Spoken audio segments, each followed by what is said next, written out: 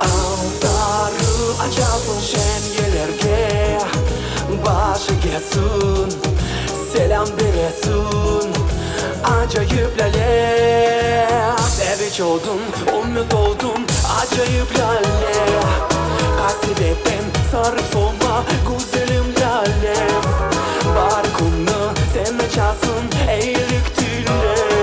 Soğuk ara yazar, yok olsun lalem. Sarasın havasın, acayip lalem. Efkarımdan ben saz uçağım, sen için güzelim yürülayacağım. Saselerinin sesini dağım, güzelim sen benim olaycan. Efkarımdan ben saz uçağım, sen için güzelim yürülayacağım. Saselerinin sesini dağım, güzelim sen benim olaycan.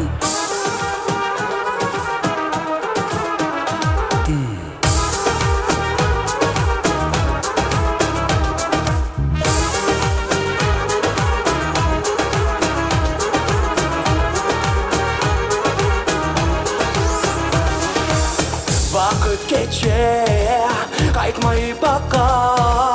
Zaman var raka, bari bırık edecek. Yürekler açar, barde açar. Sevgiden açarlar,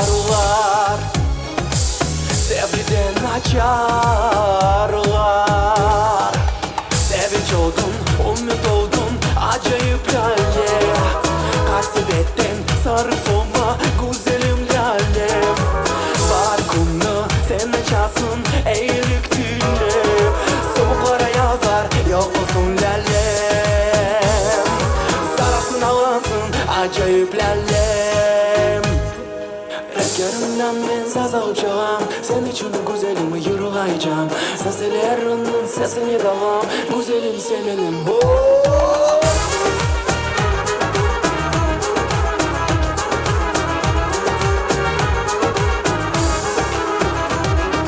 Efkarımdan ben saza uçağım, sen için güzelim yürülayacağım.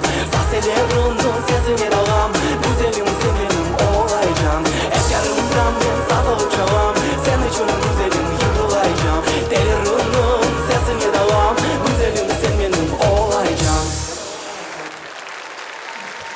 Marlen Settarov, alkışlar saygılı misafirlerimiz. Alkışlar.